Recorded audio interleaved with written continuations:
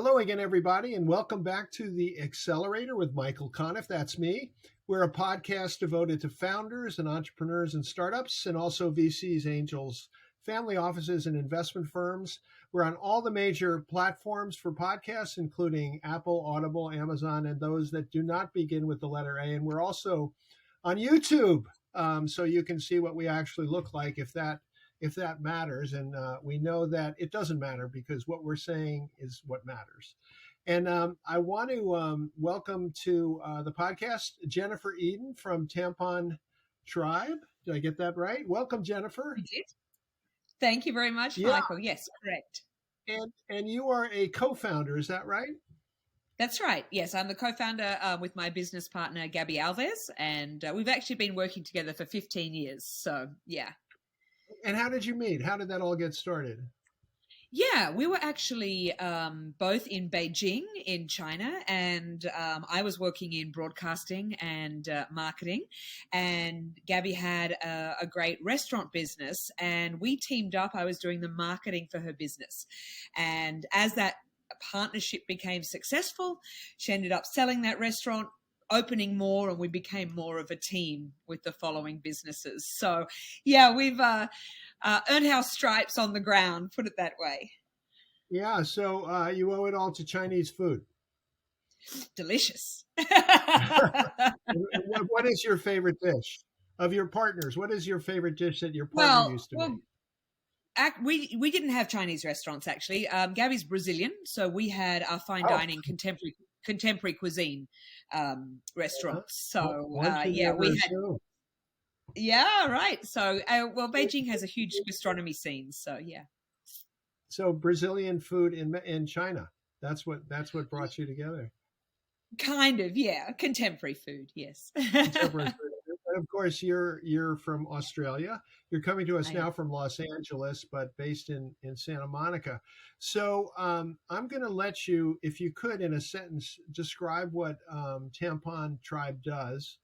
And I know our audience will find it very interesting and very promising. So yeah, what do you do in a sentence? How would you put it? Sure. So with Tampon Tribe, we do 100% certified organic cotton and plastic-free period products. So we started out with the mission to eliminate all poisons from period products and also all plastics. And that's what we're all about. And why is that important? Why does that matter? Sure, in twofold. So from the organic point of view, it's really important, in our opinion, to have no poisons or toxins in any products that you put on or in your body, particularly in a very vulnerable and sensitive spot.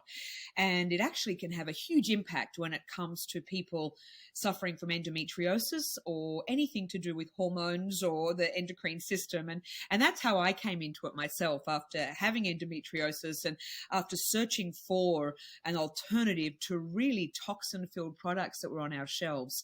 And when we couldn't find any, we thought that we would, start about creating our own that are totally toxin-free. And at the same time, the sustainability revolution was right there in front of us. So we thought, let's do it. Let's eliminate plastics as well. Particularly tampon applicators and wraps on pads have the shortest use life of any single-use plastic on the planet. So we thought, let's put those two missions together. Yeah. So huge billions and billions of plastic period products, applicators and wraps end up in landfills every year. So we were fortunate enough to design a company that had neither the poisons nor the plastics. And when you go back to when you started to look for this product, this organic product, and I want to point out something you told me the first time we met on a Zoom call, which was that tampons are over 100 years old. Basically, It's like a very old product, right? And is it essentially unchanged? Is it up to this point? Has it been? If we went back 100 years, would it be recognizable as the same product? It's changed a little bit, but unfortunately, the iteration hasn't changed too much. Or when it has changed, it's changed without necessarily the consideration of health or the planet. So, it's changed Right. in terms of let's make this smaller and more convenient, but not really.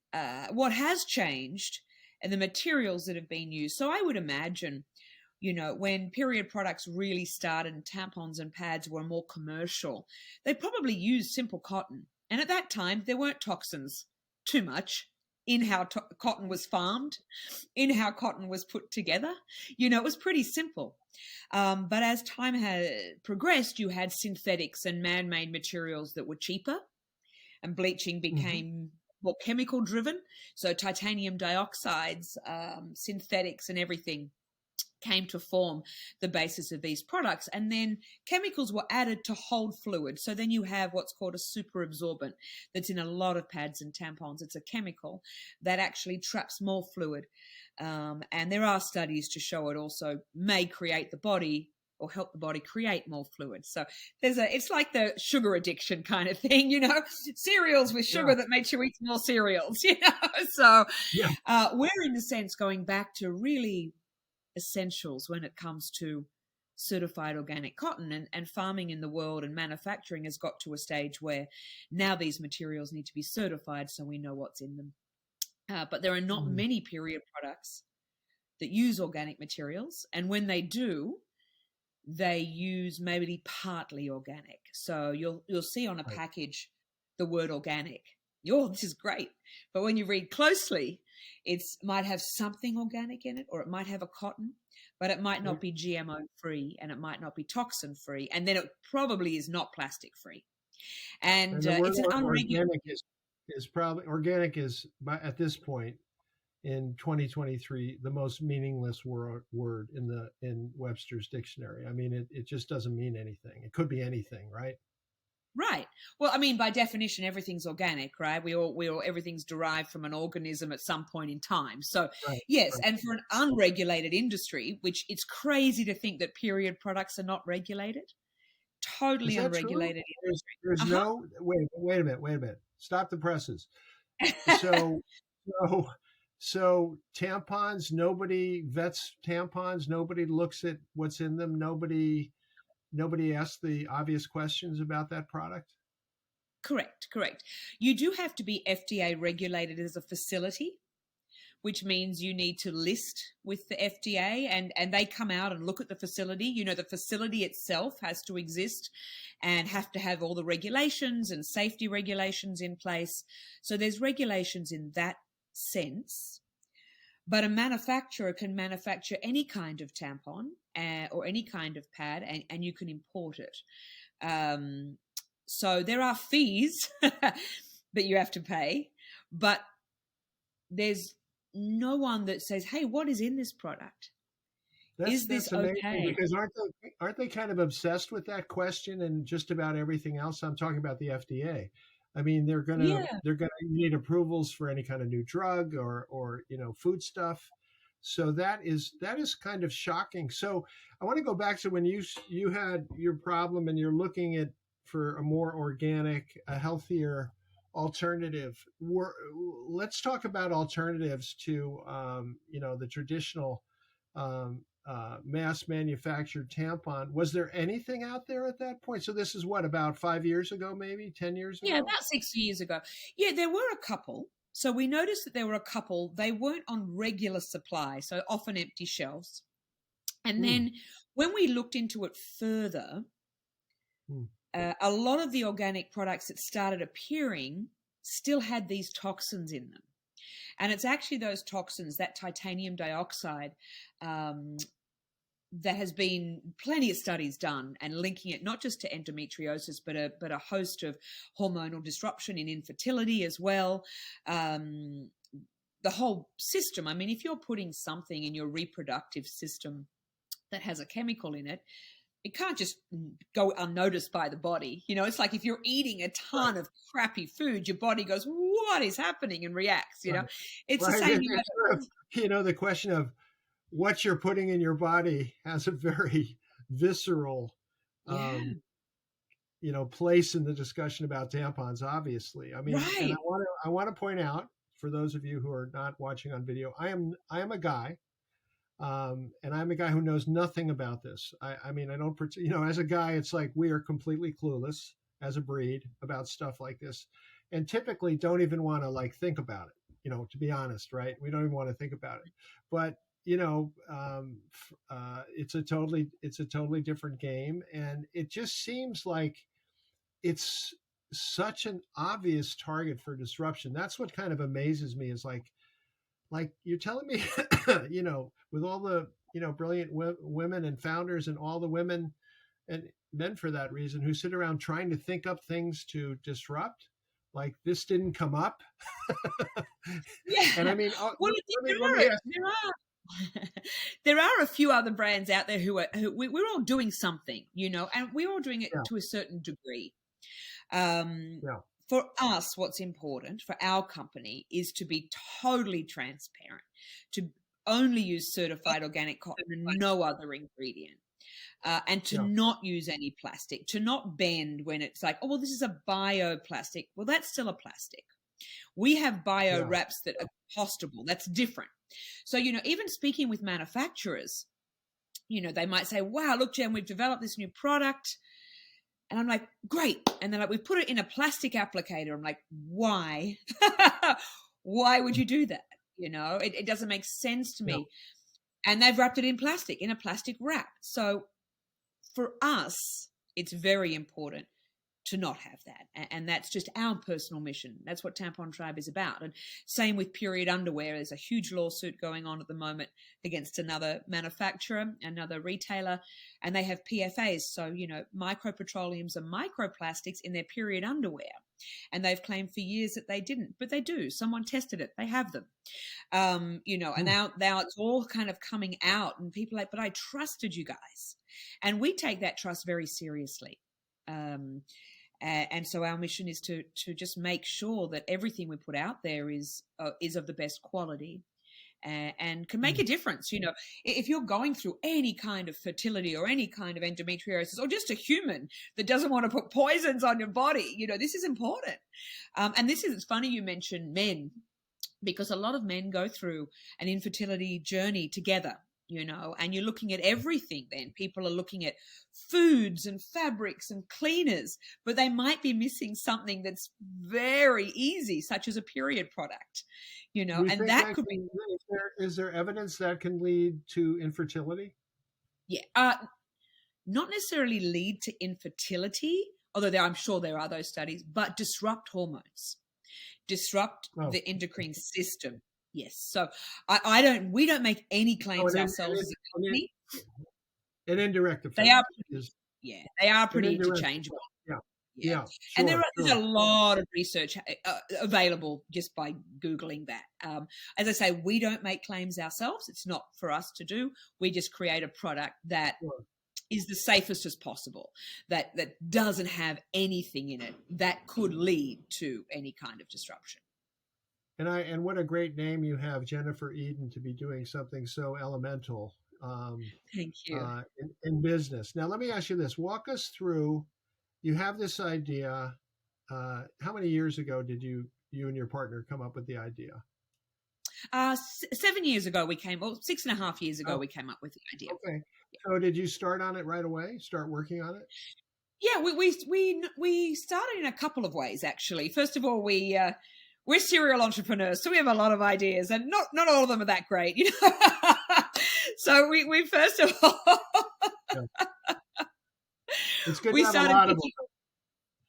Well, ideas are one thing. We started kicking it around and spoke to some people very close to us, our families, namely, who are very good sounding boards and probably the most honest people you're going to come up against, right? And when they're like, wait a second, this is a good idea, you're like, hold on a sec, let's explore that further. So we had the idea, and our next step, of course, was to see if we could manufacture it. Because first of all, we couldn't quite believe this hadn't been done already. And we didn't think that we could make a totally organic and plastic-free product at the same price point as the other products. So that was our first area of investigation. Could this be done? What price can we sell it at? When we found out that we could do all of that, which I was quite surprised at, that no one had done it before, and that it could be done at a certain level. Mm-hmm. We then decided to see if anyone wanted to buy the product. So we did that via an Indiegogo campaign. So we started an Indiegogo campaign actually before we'd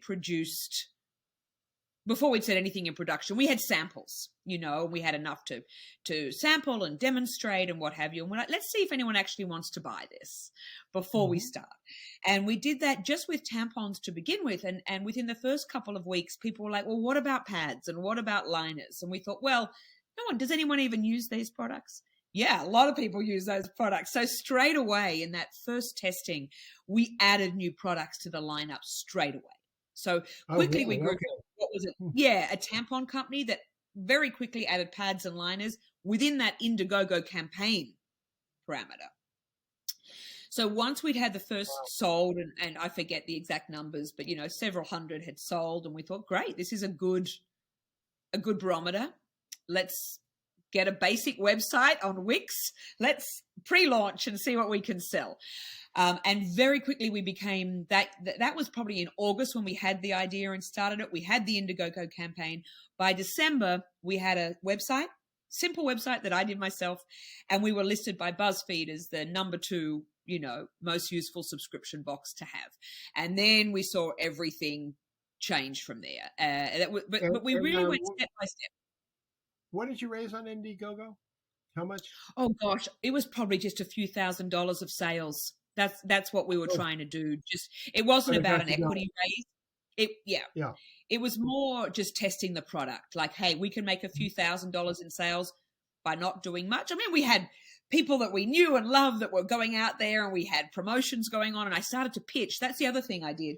I was in Santa Monica, and I thought, I don't really know much about pitching, but I'm pretty sure I can put something together to just gauge this. And I got a poster made at Staples and had a little booth that, all these very, very basic things. And we had people come up to us, and I was speaking with investors already. And I'm like, wow, just to get that interest was just enough for us to say, I think we might be onto something here.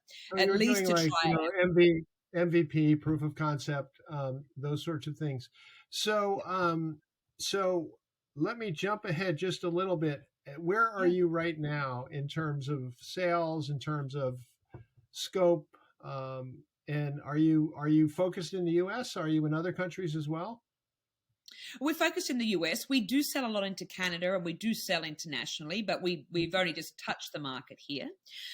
In December, we hit a $2 million run rate, so we're really proud of that. So the company's grown about 486% average year on year, even during COVID, which was great. We had some changes during COVID. That's another story. But we stayed alive. I'm sorry, forgive me for interrupting, but just so I understand, the run rate, you're using that phrase to describe monthly revenues? Correct. So you had 2 million in monthly revenues. You just had as an annual run rate. Okay, great. So that's impressive. And how is this year going? How does this year look? How does 2023 stack up? Great. We've set ourselves a revenue target of 6 million that we are very confident we'll be able to reach. We're doing that primarily in the first 2 quarters of this year by focusing on B2B. So we have an omni-channel model. So we sell direct to consumer, we sell B2B, and we sell wholesale into retail and also on Amazon. And all of those channels have different metrics and different costs of acquisition.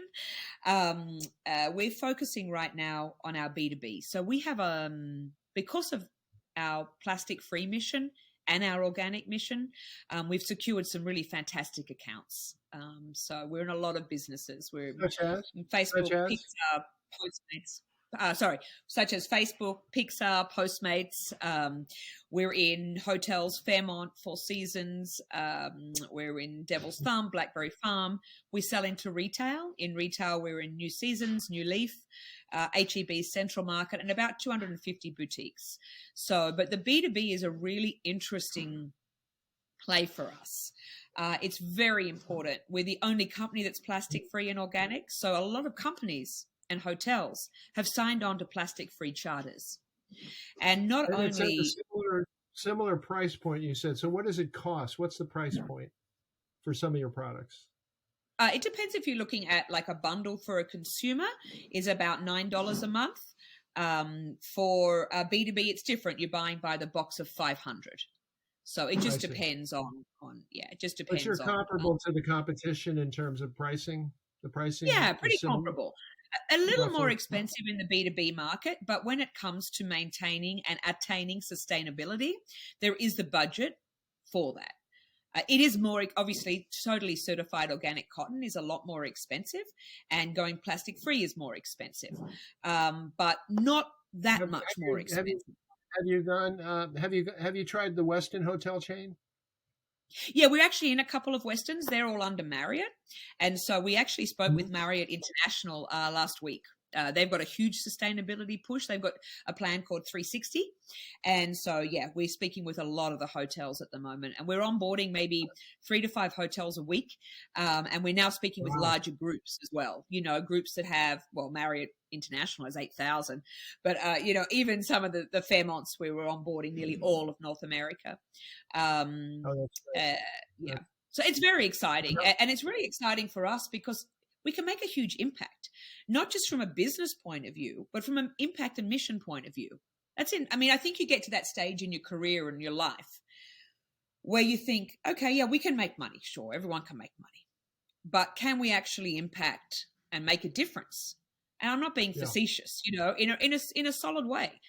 You know, can we get rid of some of these plastics that are totally unnecessary? Can we improve access to good quality products for everybody? Can we give back? It's important. It's not just lip service. To us, it's really important. Yeah, no, that's great, and your timing for that philosophy is couldn't be better. Tell me what the product line, other than the tampons and what is the I guess what I'm getting at is what is the potential of this product line? Like what do you foresee yourself manufacturing, or what are you already manufacturing we haven't talked about? Yeah, sure. So our core products are the tampons, pads, and liners, and that's pretty core for most companies. We also do menstrual cups, and the reusables in the period space is actually growing at a greater rate than just the period space in general. So reusables mean menstrual cups, period underwear, and reusable pads. So our And menstrual cups are a little. And so So how big, let's stick with tampons just because it's easier. How big is the tampon market in the US and then worldwide? yeah, well, the period they don't really break it down by individual product. The period products market in the world is 68.7 billion, 7.2 billion in the US alone. So you're in a nice situation. Well, I should ask, have you spawned any competitors in this space since you started? Yeah, there are competitors in the space. We all have different offerings, however. So for us, we're still standalone and a bit of a market leader when it comes to the only organic and only plastic free across our whole range. That's how we're very different. And that's what's enabling us to secure these large accounts. But there are competitors. It's a huge market.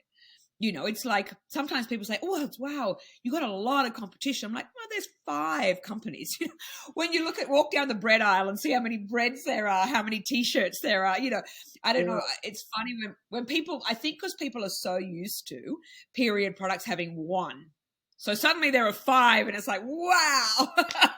Yeah, it's funny when you think about it, and of course it's sold everywhere, but also in supermarkets. But if you think about how, you go in to buy ice cream or bread or anything, you will be faced in the modern age with every conceivable permutation. Whereas with Yep. this one, for whatever why hasn't it happened with period products? What's held I that don't back? know. I don't know. I mean, the barriers to entry now are really hard. But 6 years ago, not so much. The barriers to entry now are difficult, especially in the organic space. There are no factories taking on new clients right now. And in fact, Oh, we've in had other two words, of the if you wanted to do it now, you'd be out of luck. They don't have capacity. totally. And you were about to say Um, something? Yeah. yeah, I mean, So, it's even got to a point where we've had two very large pharmacy brands that we're speaking with at the moment who are asking us about producing their private label because they can't, because there's no more space.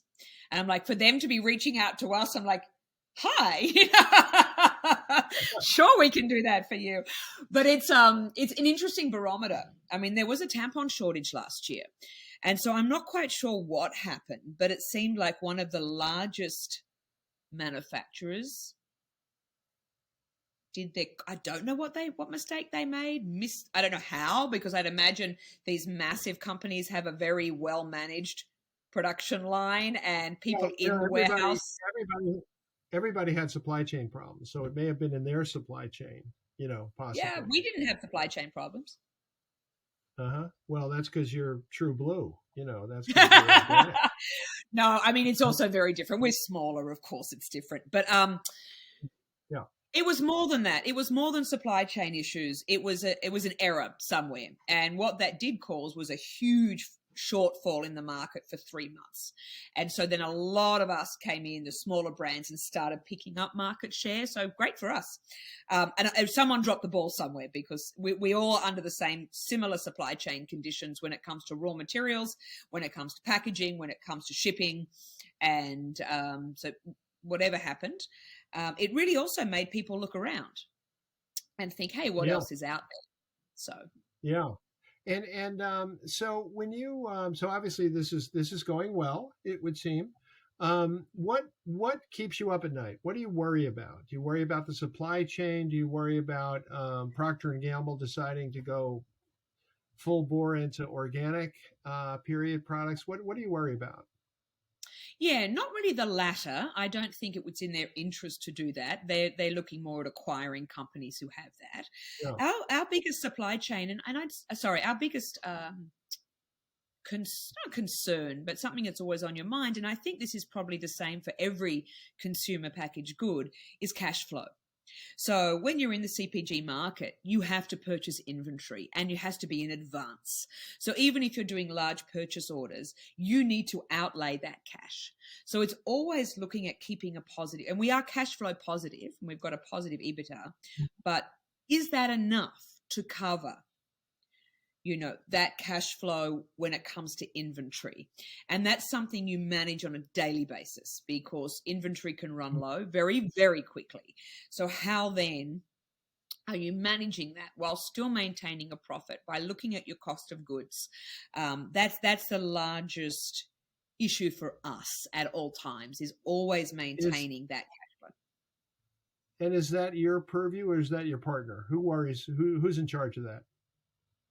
Probably both of us. Probably both. We take both of that on, Okay. but we're already small companies, so I think that probably concerns both of us. We need to keep the company very solvent and have that cash flow, and that's probably my role more. Gaby does a lot of the operations, but we'll have that conversation nearly on a daily basis when we're looking at our runway and we're like, okay, we've got 8 months with this, but what if we're always juggling. What do we do with our current raise? That's going to take us to 18 months. Okay, fine. But when it gets to So that 7, yeah. So harder or easier than running a Brazilian restaurant or a contemporary restaurant in China? very different. Do you miss those days? You ever miss those days? Yeah. Sometimes the restaurants were fantastic, and we had a fantastic restaurants. We had a group of them, and Gaby was the front person for that, and she's the restaurateur. I come more from the marketing and business side, although I have done a lot of hospitality too. Yeah. The same things there. You've got supply and food waste and costs, and operating an internet. We were a foreign-owned enterprise in China. That brings its own issues, but a great way to MBA on the ground.